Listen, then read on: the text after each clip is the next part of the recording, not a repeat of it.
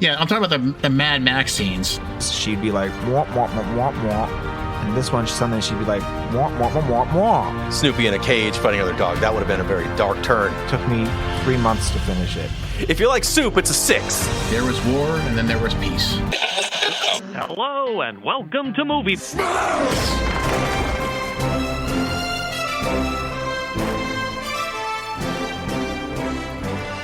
Hello and welcome to Movie Smash, a show where we dive headfirst into comic book movies outside the MCU. If you're new to the show, thanks for joining us. If you've been here before, you know the drill. Each episode, we're going to smash through a movie whose source materials from a graphic novel or a comic. Is it worth revisiting? Should it be forgotten? Let's find out. This is Movie Smash. I'm one of your hosts, Chris Roberts. I'm the founder of All Panel Creations. With me today, I have Jeremy Parmentier. Hey, this is Jeremy Parmentier, also of the Retrovaniacs podcast and a non-animated Lovable Loser. And our special guest this evening is Jack Scully.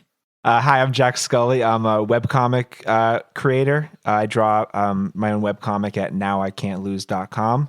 I'm also in the process of writing a choose-your-own-adventure style game book called Manner of Death to be decided.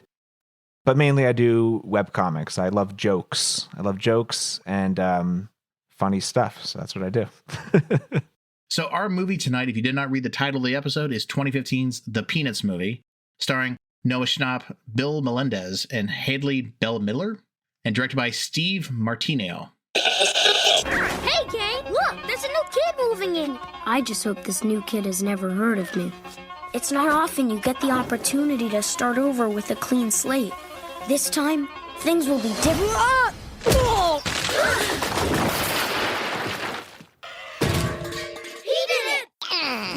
Charlie Brown needed a miracle. I just need to know the secret for doing something great. What he got was Snoopy.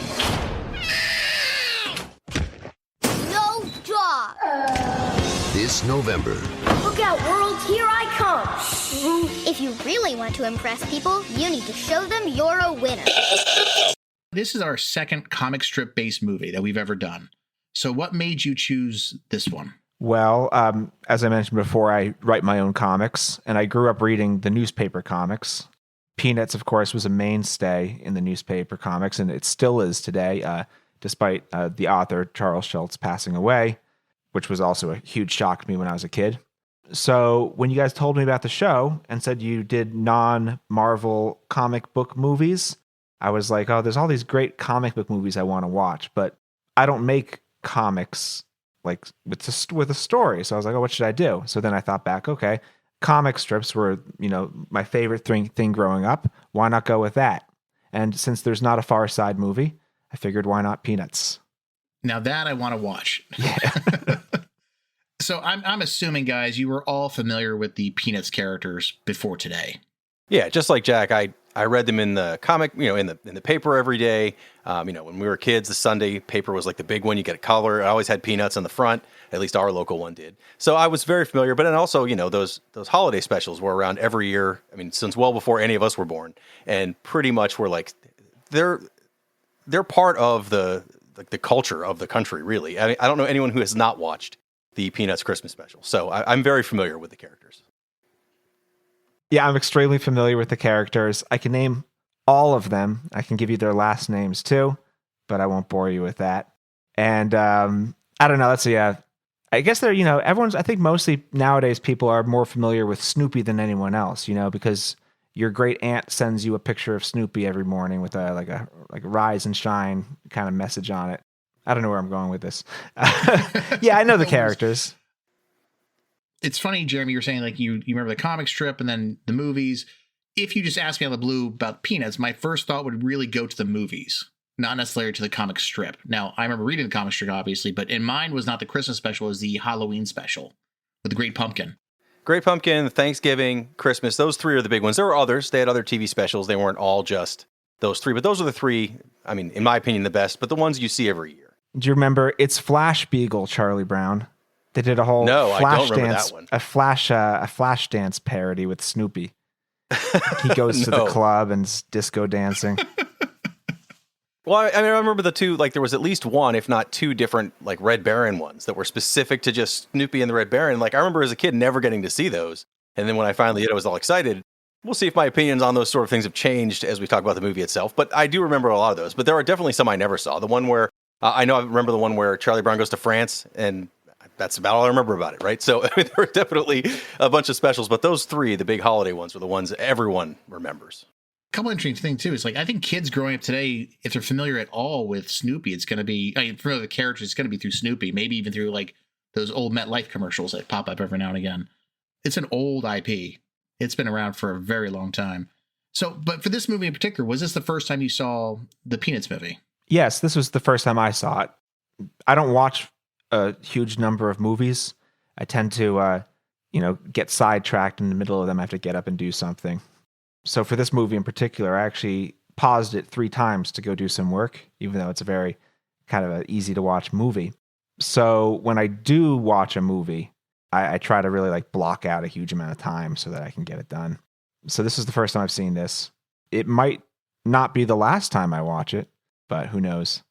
Yeah, I'd seen this before when this came out, which is 2015. So when it was on streaming services or whatever. I have 2 little kids. At that time, they would have been 7 and 5. So this was like a perfect kids movie to pull out. Something that you without seeing it, you can assume it's not going to be an edgy take on Peanuts. You saw the previews. You're like, yep, this looks like Peanuts like I remember. This is a safe kids selection. I don't know if you have kids, Jack, but there's a lot of movies that seem like they're safe kids movies. And then you get about 15 minutes in, you realize you made a grave mistake. I figured Peanuts, that was pretty safe. Even if it wasn't very exciting to me, I knew they would enjoy it. And they, to their credit, they did sit through it. So I have seen this once before in full and then again for today. Nice. And this was my first time seeing the movie. I had never seen it before. I remember going to the theater around that time period, and there were large cardboard cutouts of the characters, but never actually went to that time period. I was surprised to see it was 2015 because I remember it. I remember seeing the cutouts and stuff, and I thought it was more recent than that. I'm like, 2015. That's a ways back. It's before 2016. I was like, that's a little shocking to me. I had thought this movie came out like 3 years ago. Right. Jeremy, do you have any? I know Fergel normally does our comic book history, but do you have a brief history for us about who the Peanuts characters are? Sure, or at least just the history of the strip. As Jack mentioned, this has been a kind of a staple of the 3-panel newspaper comics, really, is how I remember them. They were from around the 50s. Charles Schulz has been the author and writer the entire time. As you mentioned, he's passed away in the year 2000, but this comics still run today. Thankfully, his original strips just being redone. They didn't give the rights to some other person to take over. His family didn't take it over as far as creating new content. They pretty much just let his strips speak for themselves because they had 50 years of strips to go through. And they're still running today in most papers. Now, I do recall back, before 2000, he knew he was getting old and he was going to, eventually stop drawing the comics. And there was a whole big controversy about what they were going to do because he was sort of shopping around the idea that maybe he would let someone take over. And I just remember really vividly that somebody did like a parody comic where Charlie Brown, goes to kick the football. And then when Lucy pulls it away, she shoots him with a pistol. And then when Charles Schulz saw that, he said, "I'm not letting anyone take over after I'm gone." It ends here. But I mean, if they had let someone take over, it probably wouldn't have come to that. But I just remember that really vividly because as a kid, I was like, I was invested. I was invested in the whole situation.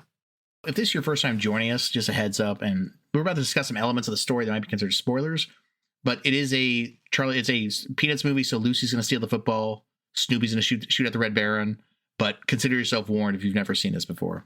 So, Jack, can you walk us through the plot of this movie? Yes. Okay, so this movie has a main plot and has a Charlie Brown main plot, and it has a Snoopy subplot. So the main plot with Charlie Brown is that there is a new person moving into the neighborhood. They've got a new student at the school. And of course, when it's finally revealed who it is the little red-headed girl who he's been in love with for the, pretty much the entire run of the comic.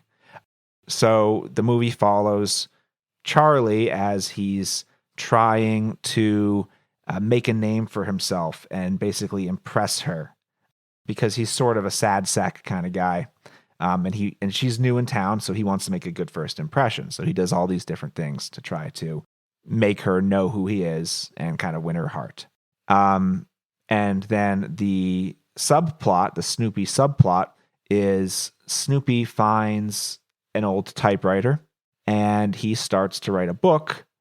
He's writing a book about himself as a World War I flying ace fighting the Red Baron. And whenever he does the writing, you're not just watching him sit at the typewriter, tip-tapping away at the keys, but it goes into sort of dream sequences where he is having dog fights at airplane fights. He's a dog, so he's having dog fights. It's basically he's writing a book, but it's a little dream sequence kind of thing. It's fun. It's got a lot of like visual gags. The movie itself, like, there's not that many like spoken jokes, but there's a lot of visual humor going on. But that's the basic plot. 2 plots. Normally at this point we start discussing the characters, but I want to change gears a little bit.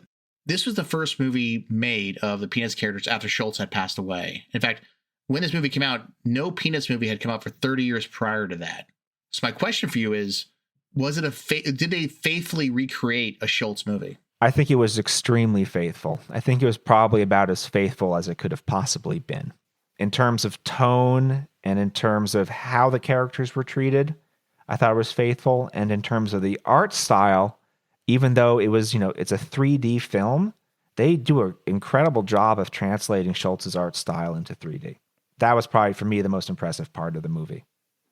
Yeah, that's like I kind of mentioned when I saw it with my kids and was interested in seeing it. When you saw the previews, you're like, wow, this does look and feel like what I want Peanuts to look and feel like. And knowing now that like his family helped kind of create this script, made sure they approved everything, made sure it still felt like Peanuts, and it really does. For better or worse, depending on your thoughts on Peanuts, it does match what you'd hope a Peanuts movie is. Not, again, some edgelord take on Peanuts. It's not live action where you're like, what is going on here? Instead, it feels and looks like Peanuts. I really kind of wonder what an edgelord take on Peanuts would be. They had Saturday Night Live sketches on it. You can just look them up. They have several, and they're funny as a sketch. Do I need a movie of it? No. Yeah, I mean, I know someone, some webcomic artist did like a whole like Mad Max style Charlie Brown story called Weapon Brown, where it's like he's like a Mad Max character. He throws in all these other comic characters. That's probably about as edgy as you can get. But in terms of like an edgy movie, I feel like, if anything, this was less edgy than the comics. Sometimes the comics had a more biting satirical edge to them. Not that biting, but this one was very very mild in a lot of ways. Yeah. There were definitely some takes on the culture that Schultz would have put in the 60s and 70s that we wouldn't have picked up on as kids. I mean, I wasn't alive in the 60s, but even when you reread them, you just don't get it, right? You weren't there at the time. You don't see how this is like, wow, this is kind of cutting edge commentary. This was definitely more of a greatest hits for the kids. Any of the individual character representations you thought were very, very good, or they pretty much across the board all equally lifted well? That's a darn good question. That's why I asked it. I feel like most of the characters weren't extremely fleshed out. Besides Charlie and Snoopy, the other characters don't have their own stories. Some of them have like a character arc, but it's like Lucy has a bit of a character arc in this movie where she grows to appreciate Charlie Brown like a little more over the course of the movie. You got his friend Linus. Linus doesn't really have an arc here, but he's like the voice of reason throughout the entire film. The teacher, Mrs. Othmar, I think they let her maybe, play a little more fast and loose with the dialogue, because in the older movies, she'd be like, mwah, mwah, mwah, mwah, mwah. And in this one, sometimes she'd be like, mwah, mwah, mwah, mwah, mwah.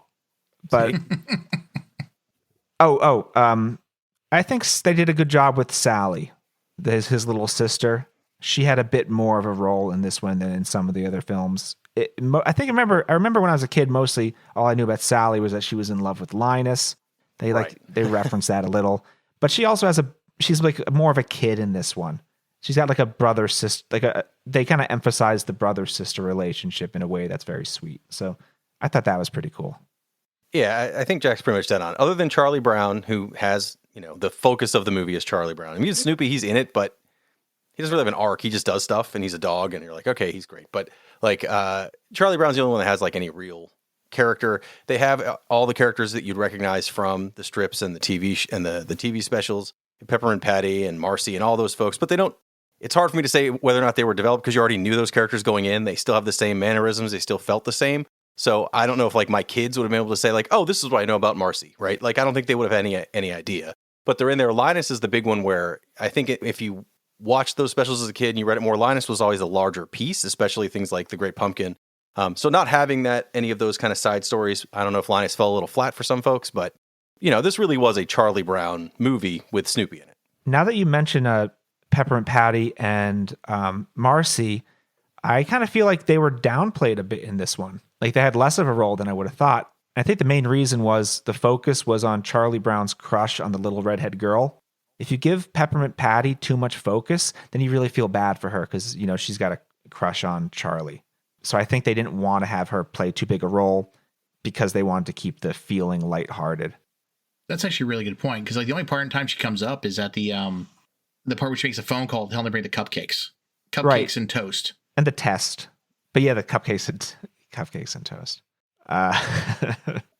So, Jeremy, I think you touched on a little bit. This movie feels like a best of when it comes to Charlie Brown. It's a lot of references to previous movies or strips we've seen. Now, a little bit of a twist. They're not lifted 100%. But did any of the scenes stand out to you guys in particular? Well, there's a lot of similarities. So you've got Lucy has her booth, the advice booth, right, for 5 cents or whatever. That's in there. That's something that was pretty staple of the comic strip. It was in some of the specials. You've got, even Peppermint Patty saying bring cupcakes and toast is kind of a throwback to the Thanksgiving special where she has Charlie Brown like host Thanksgiving where he doesn't realize he's doing it, but it's the same kind of like ridiculous menu. There's a lot. The red-haired girl, someone that Charlie Brown has a crush on, that's a new girl at school, somebody else, like that's all things that were in those strips and the specials. So it's and all the stuff with Snoopy. The Red Baron stuff is pulled straight from different specials, different. Again, it's kind of taking all those things that worked for Peanuts historically, and for a lot of kids, especially because it was definitely targeted at kids. You figure they don't have this connection. No one gets a newspaper anymore, right? I mean, people do, but not really. I certainly don't. My kids have never seen a newspaper, so they wouldn't be looking through the comics for papers. I doubt they've ever read a Peanuts strip. It's like we covered, the only other kind of 3-panel thing we've covered was the Garfield movie. And I think that went the other direction, where they tried to we're going to modernize Garfield and put him in today's world. And we're going to do all these, for the time, today's world. And do all these, but where Peanuts is like, nope, we're going to take Peanuts. We're going to have it basically be exactly the same, but, we're going to modernize the art style. But that's it. Everything else is basically still classic Peanuts themes, just done, looped it all together very well. It does tie in that overarching story of Charlie Brown trying to impress the new girl in town, right? That's the overarching theme, but there's all this other stuff that happens that's pulled from those strips and specials. I think I can agree with that. They do like a lot of little references in there to lesser known characters. Like I was kind of shocked. I was looking at when I was watching the credits, they show that Shermie was in it.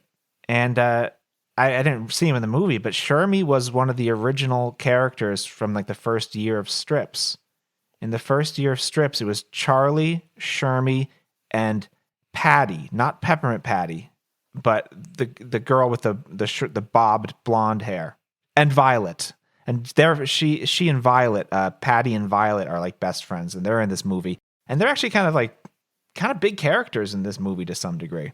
But I was shocked that Shermie was in it because no one knows who Shermie is unless I certainly don't. Right.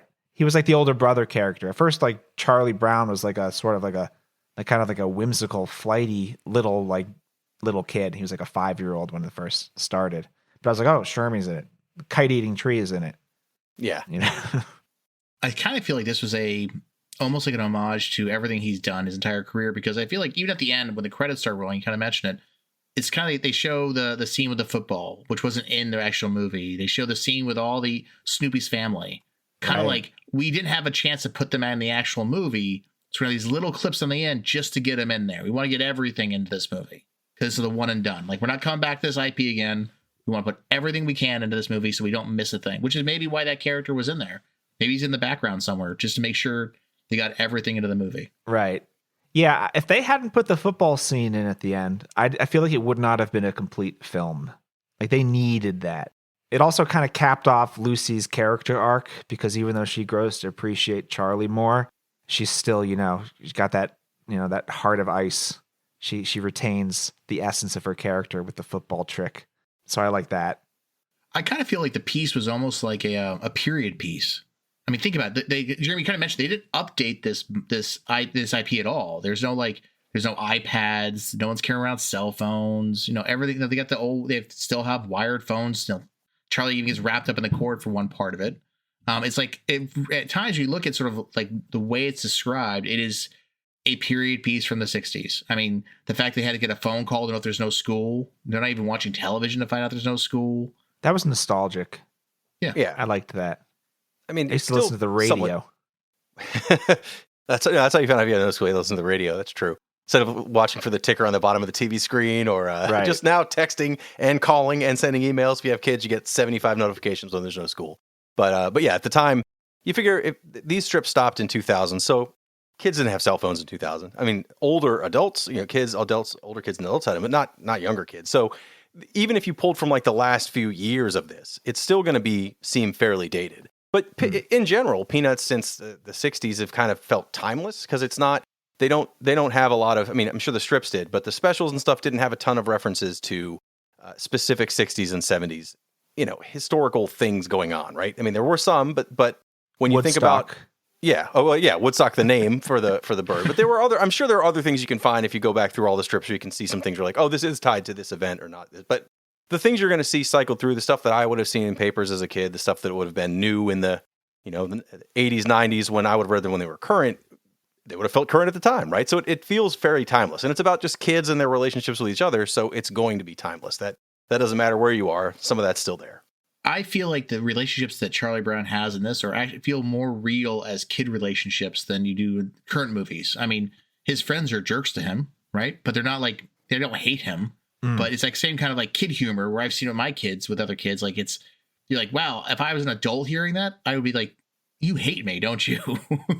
But kids, that's just how they talk. Yeah, which is interesting because like one of the major conceits, one of the major jokes in Peanuts was that the kids in it sort of act like adults, like they have like neurotic personalities. But you're right, they still feel like kids. Like, Lucy's, she pretends to be a psychiatrist. Charlie Brown's got this low self-esteem issue that like, you don't see kids who like talk about themselves like, oh, I'm so wishy-washy. Nobody likes me. And the male pattern balding. Yeah. Okay. So the simple art style of the strips, it looks like he's bald, but he's not really supposed to be bald. Right. Yeah. It's like a stylistic like hairdo. It's easy to draw. I mean, his dad is a barber. But then when they made the movie, they're like, you know what? We're translating it to 3D. He looks bald in the comics. We're going to give him a little whiff of hair in the back and a little whiff of hair in the front, and we're going to call it a day. And I was like, at first I was like, I don't know how I don't think I like how it looks. I especially didn't like the little hair in the back because I thought that was strange. The back was not cool. When he goes out on stage, I saw a little thing on the back of his head. I'm like, oh my God, they have a little piece of hair in the back too. Yeah. And I'm like, but what else could they have done? Were they going to like give him like a full head of like a full head of hair? It would have just been odd. He wouldn't have been recognizable. So it's probably the right choice. So who is your favorite character? Linus is probably my favorite character. I liked Linus a lot. I mean, no disrespect to Snoopy, but I think for me, probably Linus is my favorite character, followed by maybe Lucy. She's kind of a jerk, but I still like Lucy. I always liked Schroeder because all he wanted to do was play the piano and be left alone. And instead, Lucy's all over him, and he would just be like, okay, whatever, and just keep going back to playing. I always liked Schroeder. He's relatable. He's so relatable. I do like the scene, though, where the water gets poured on Pigpen, and he looks completely different. That does happen once in the comics where he gets cleaned up, and that's where they got the design for him cleaned up. I did think it was weird that he was dirty in the winter because I'm like, where is he finding this mud? But it's just, it's Pigpen. As I say, it's any kid, though. I have two boys. Doesn't matter what the weather's outside. It could be pure snow everywhere, and they'll still come home covered in mud. So that's very accurate. How'd you guys feel about the Snoopy dogfight scenes? Because those are very different than previous ones we've seen in the past. You mean the Red Baron ones, not like Snoopy in a cage fighting other dog. That would have been a very dark turn. Yeah, I'm talking about the Mad Max scenes. Yeah. I liked them. I thought it was cool that the animators were able to have a ton of fun animating those scenes. They were, they were extremely dynamic. They were exciting. And you can do that without kind of infringing on the spirit of Peanuts. Because I think if Charles Schultz saw the movie, he wouldn't have been like, oh no, this part's too action packed. So I thought those scenes were a lot of fun. I think probably kids who didn't grow up with Peanuts, who watched this movie, probably enjoyed those scenes the most out of anything in the movie. Yeah, my kids were definitely, when we watched it, and again, they weren't extremely familiar with Peanuts outside of, we make them want the Christmas one because that's just a staple. You got to do it. But otherwise, they weren't really familiar at that age, and they loved the Red Baron stuff. They liked the Snoopy stuff. Everything he did was great.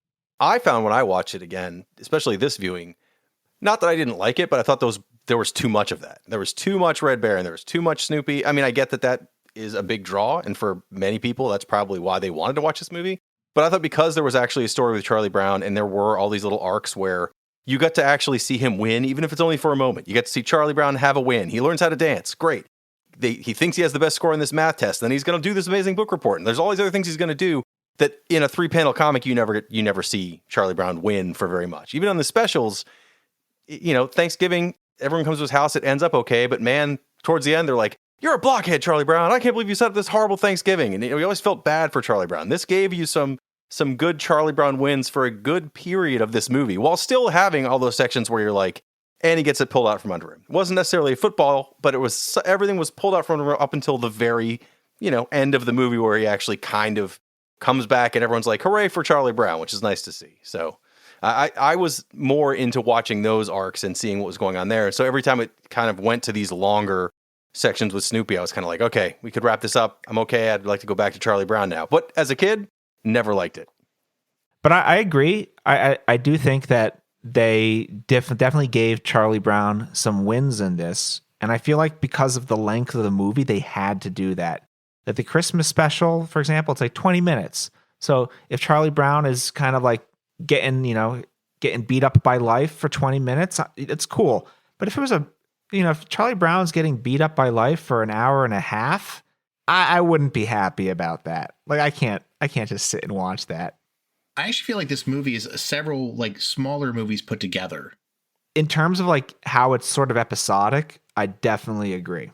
But I guess it'd be more like several little TV shows put together, like little TV show episodes, because it works towards the ending pretty well.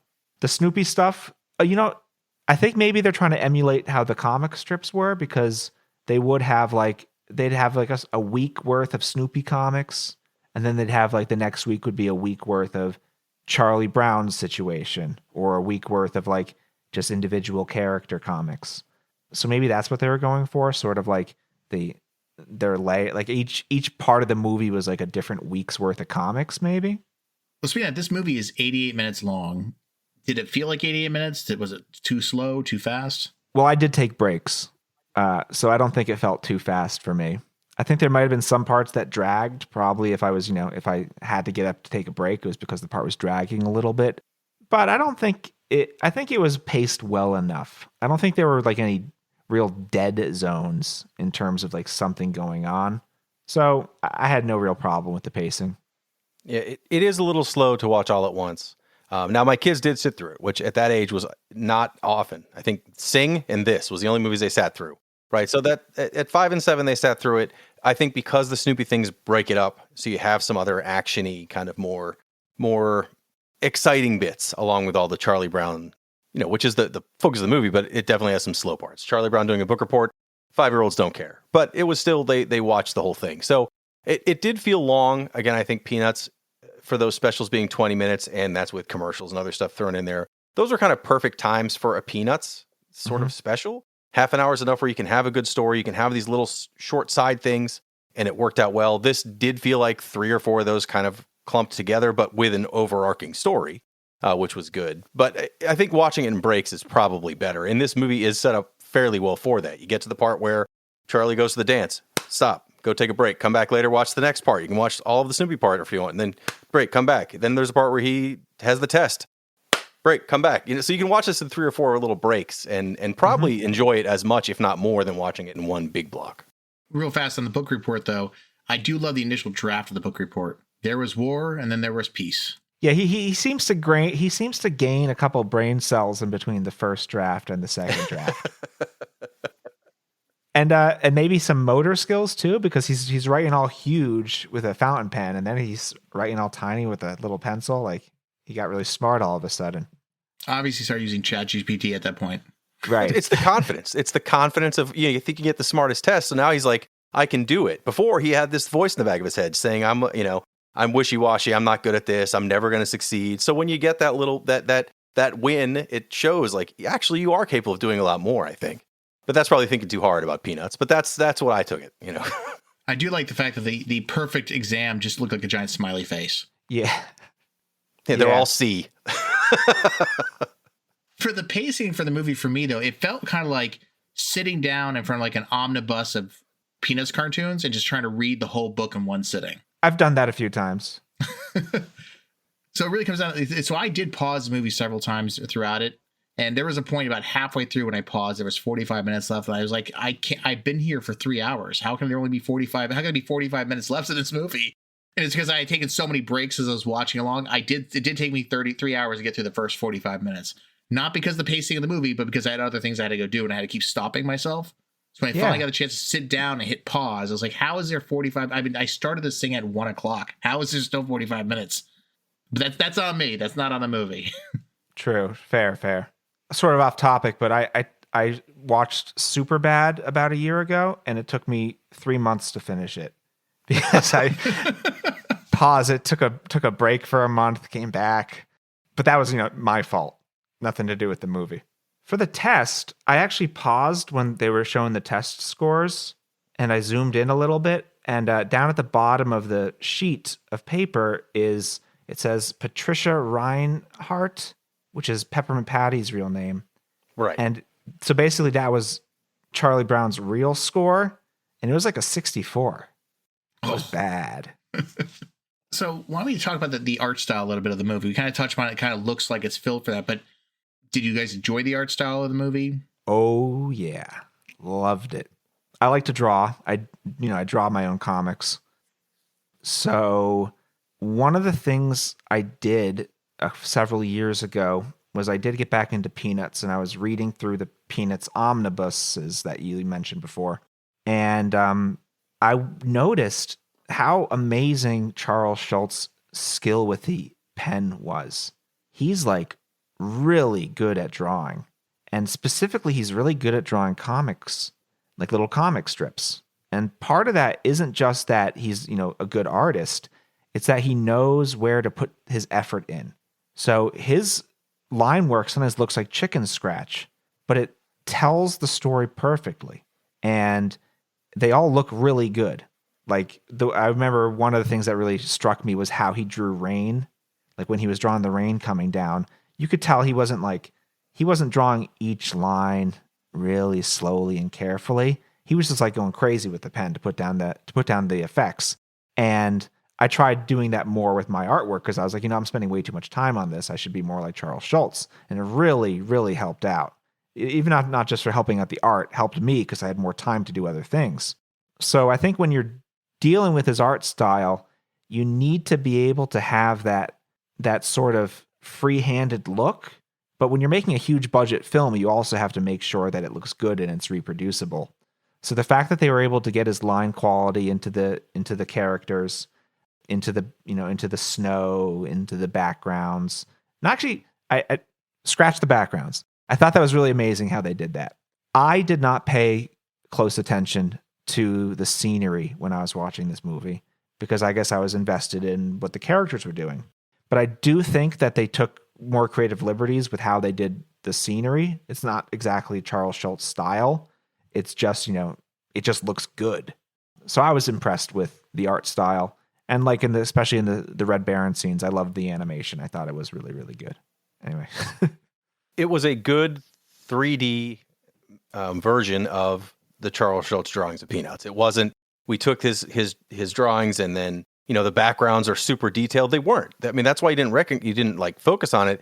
They just kind of made some very basic backgrounds because he didn't ever, on the rare occasion there would be something there. But if you think about all those specials, it was like very plain backgrounds. You didn't have to worry about too many things to distract you from the Peanuts characters. They did the same thing with the 3D Peanuts versions.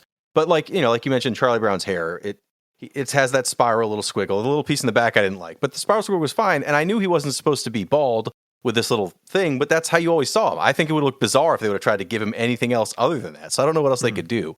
I thought they did a good job.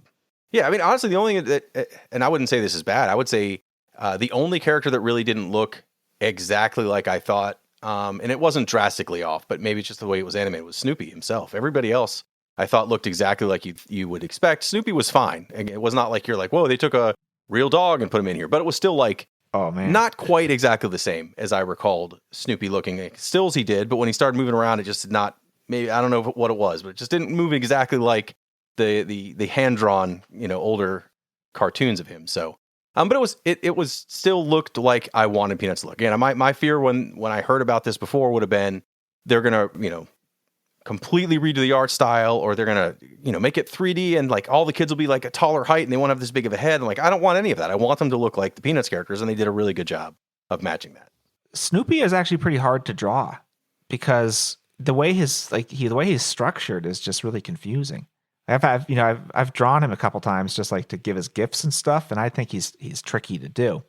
There's like a story about Garfield. You watch the Garfield movie?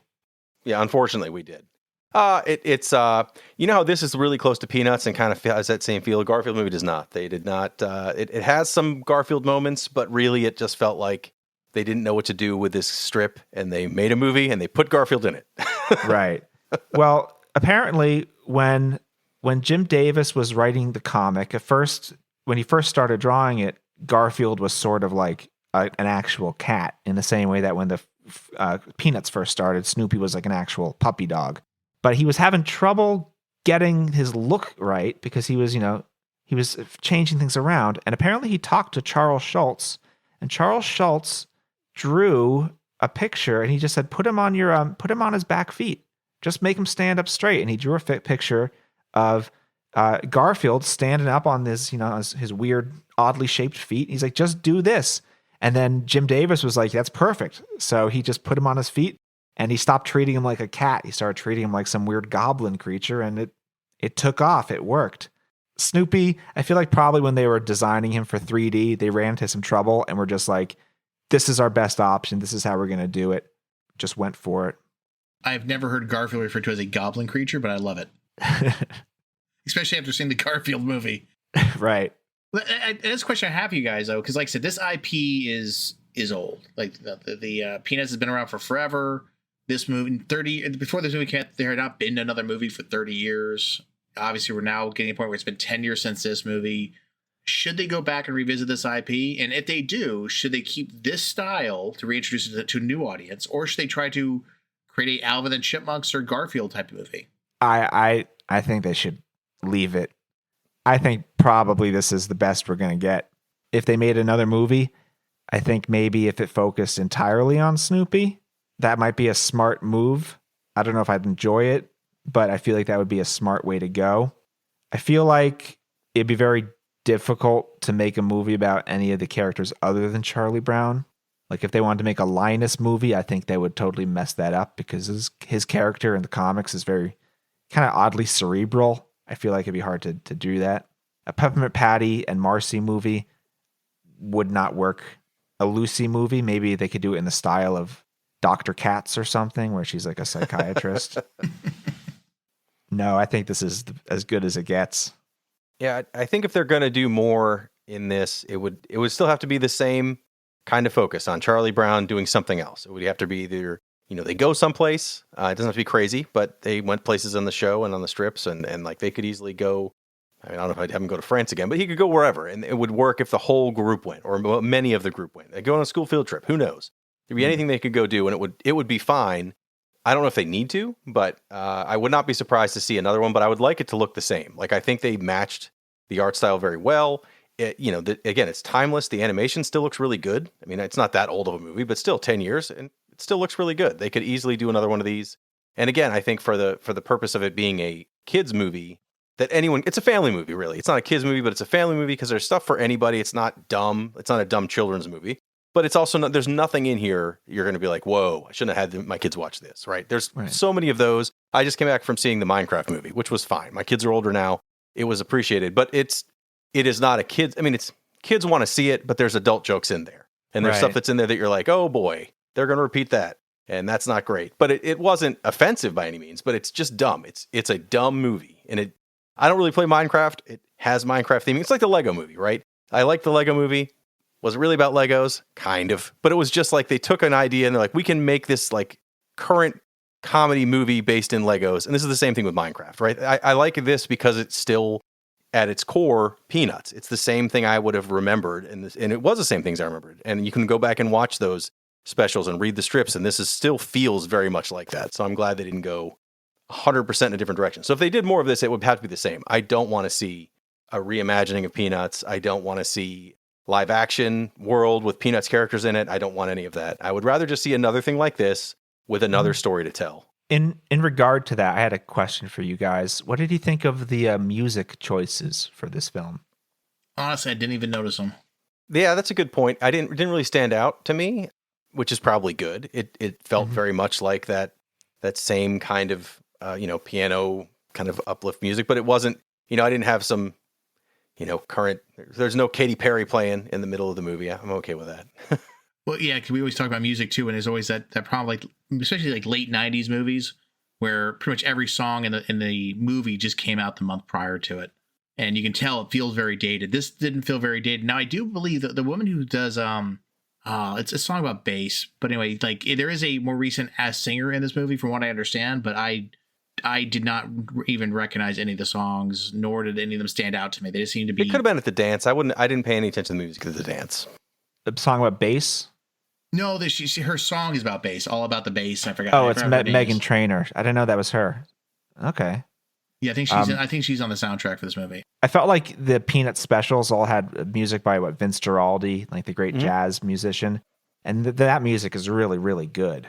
And I felt like they didn't 100% go for that. They did have, during the dance scene, they have someone singing, but I didn't find it any I didn't love the music, but it was definitely not bad. It wasn't offensive. It totally fit the movie. So I thought I thought the weakest thing of the movie was the soundtrack, but at the same time, it didn't affect my enjoyment of the film. Anyway, I just was curious about that because I didn't know if you felt like it matched the specials or not. It's hard because the only special that I can honestly, other than like the main Peanuts theme, is all the Christmas stuff, right? You remember those songs, and those specifically, I've got like, we have that on CD, and we have it. We play it in general, mixed in with our Christmas music. That just is part of the season. So those are the ones I remember. But the rest of the specials, I mean, other than again the main Peanuts theme, it was just that kind of jazz piano sound to it. And this was not quite the same, but it also, again, it wasn't modern hits everywhere, except for it does look like that song was in the dance, which is why I wouldn't remember it, because they were dancing. It would make sense to have kind of a more uplift dance number there.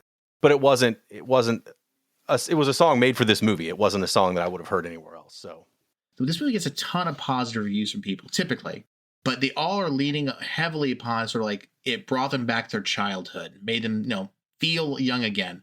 Removing the nostalgia from this movie, do you think it warrants a high rating? I mean, I don't think nostalgia hurts. And I think the fact that they were very faithful to the original work kind of works to their advantage because, if you're nostalgic for Peanuts, you're probably nostalgic for the movies. You probably like the feeling of them more than just the content. So I feel like it might not be I wouldn't say it's 100% nostalgia. I think it's a good movie by itself, especially for kids. But I do think like if they didn't try to nail the landing, it could have worked against them pretty badly. But you said your kids liked it, so that's probably some, a point in their favor, in the movie's favor.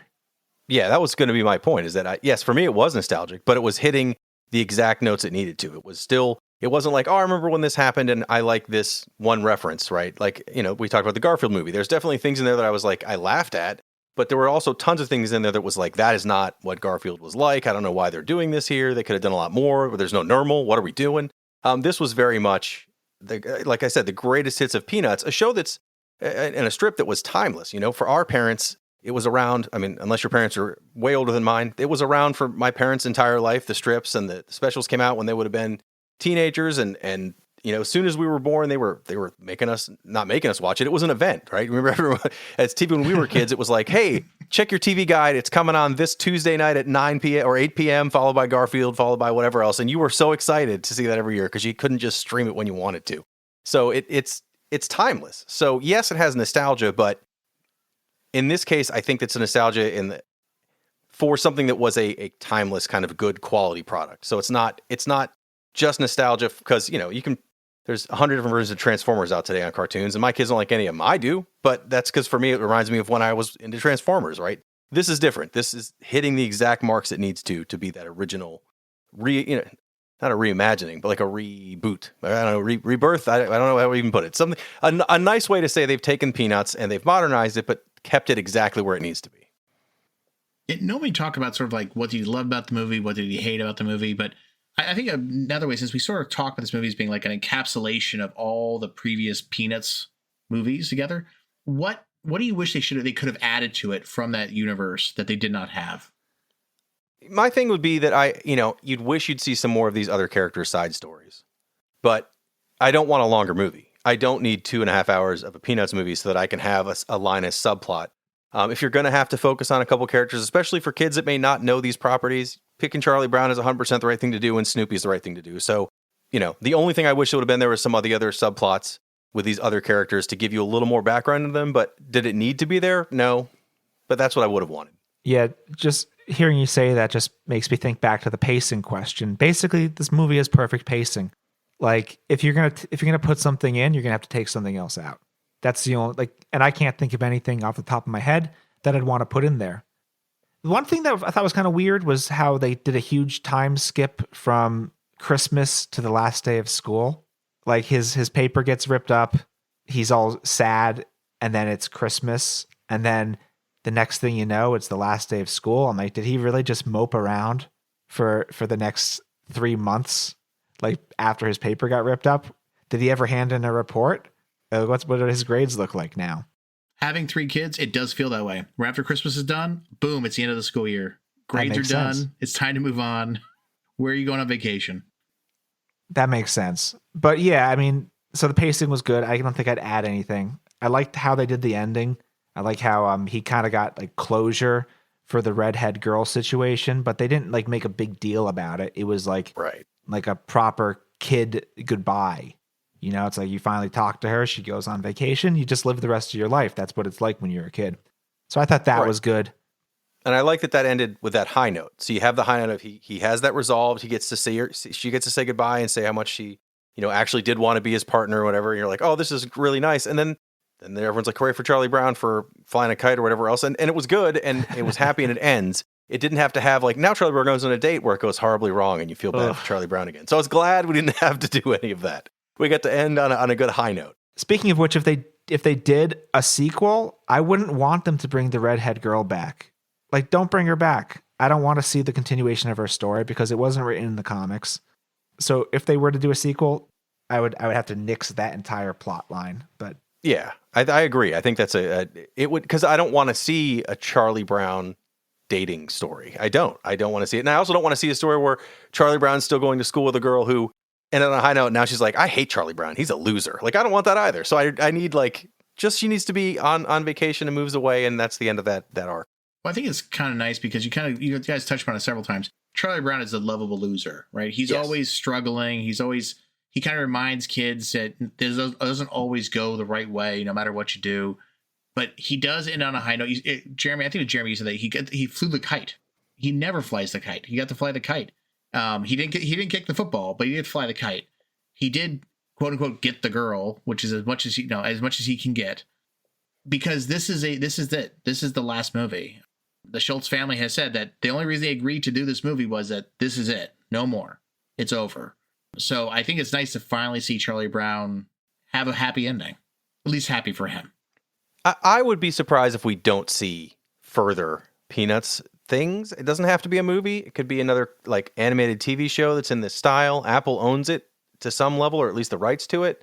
I would not be surprised at all to see more, but I'm glad they didn't like throw out another Peanuts movie the next year and throw another, because it made enough money. It wasn't like it was a flop. It made money for the studio. They were happy with the returns. Like, I'm glad that they've been very sparing, whether or not that's the studio's will or the Schultz family will. I'm glad they've kind of kept it sparse, but I would also be surprised if we don't see something else. Because again, these characters are kind of timeless. Their situation is timeless. I would not be surprised to see something in the next 5 or 6 years where it shows up again. For people who are not familiar with the Peanuts characters, I don't know who those people are, but there's one out there. Should they go find this movie? Is this a good onboarding for people who want to understand who the Peanuts characters are? I'd say, yeah, if you want to know who the Peanuts characters are, if you want to get into the comics, I don't know, or into the TV specials, maybe this is a good place to start. I guess because it's the last movie, it's like a better place to finish.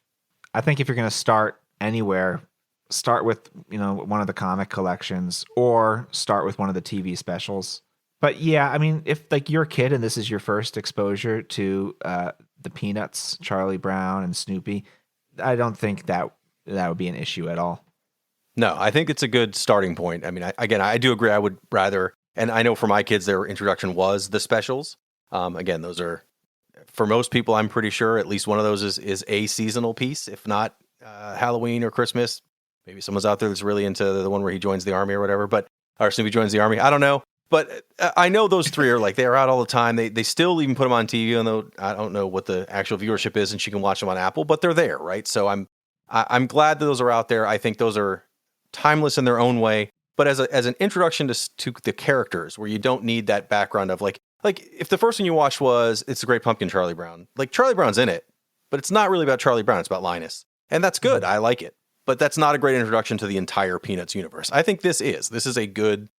You see Charlie Brown, you get the relationship between him and the other kids. You get enough of the other kids to know they all have their own little personalities. It's not just random students and Charlie Brown. So I think this is a good starting point, especially because it is an hour and a half long. You do have a lot of time to kind of get used to everything, and then go back and watch those other specials. Read the collections. Like those are all.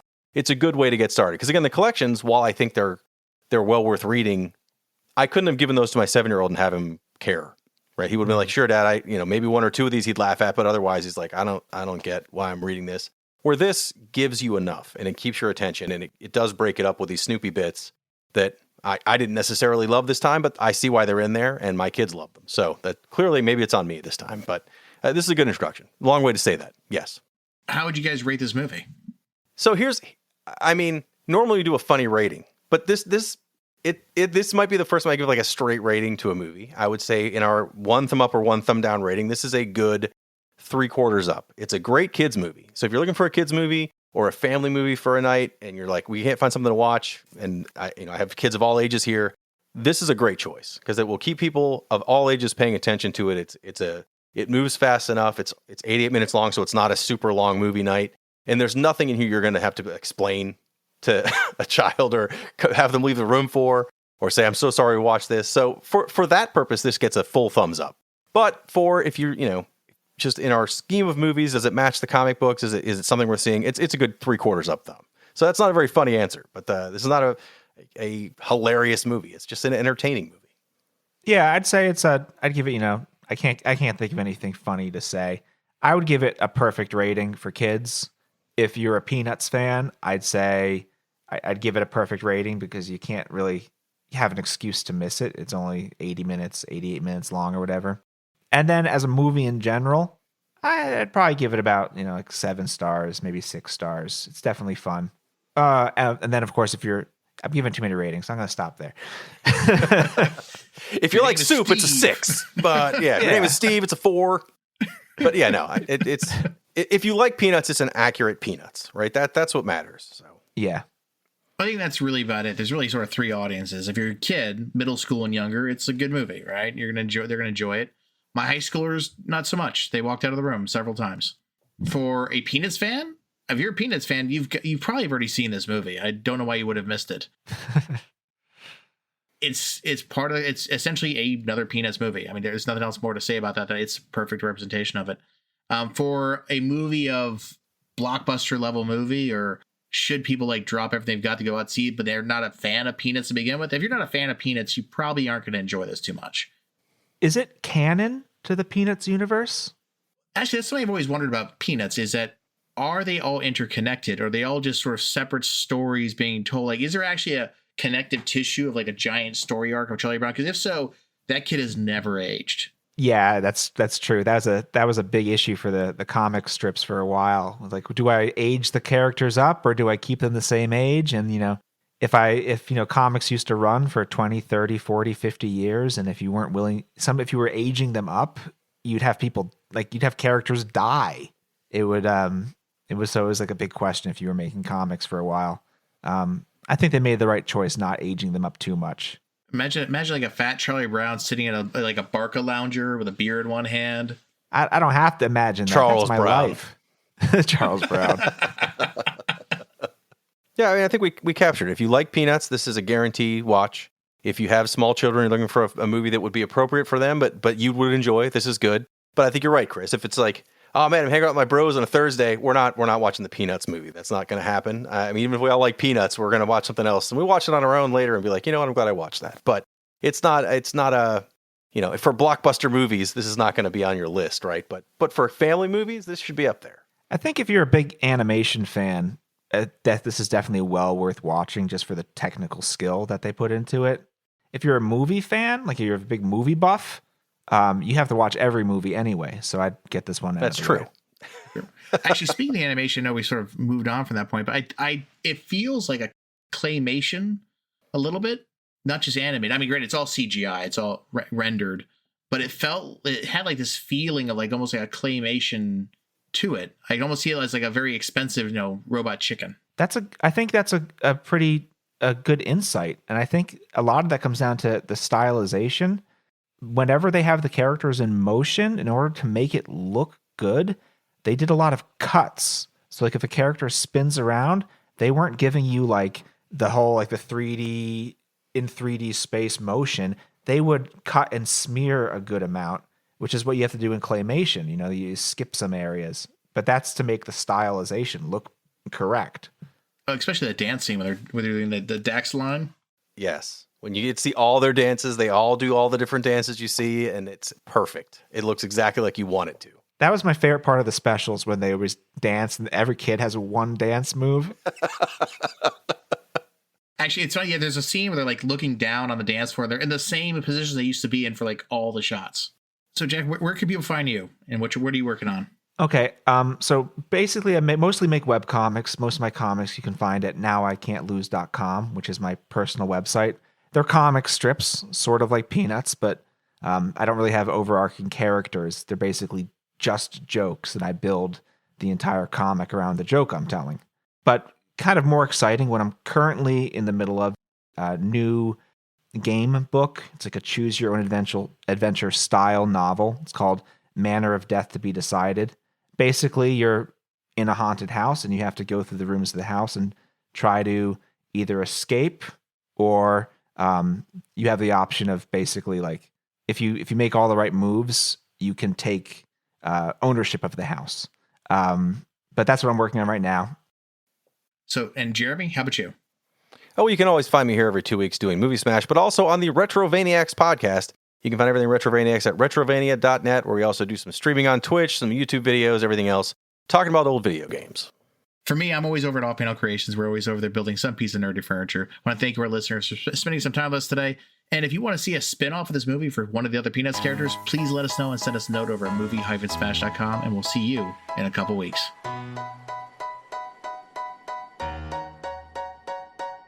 Thank you again for listening, and I hope you enjoy the show. This has been Movie Smash with Chris Roberts, Jeremy Parmentier, and Fergel Amayo. Produced by me, Chris Roberts. Executive produced by Off Panel Creations, LLC.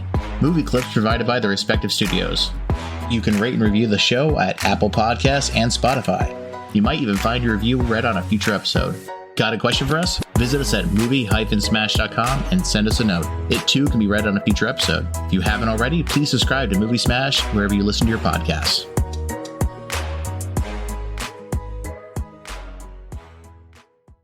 I can't think of anything funny to say.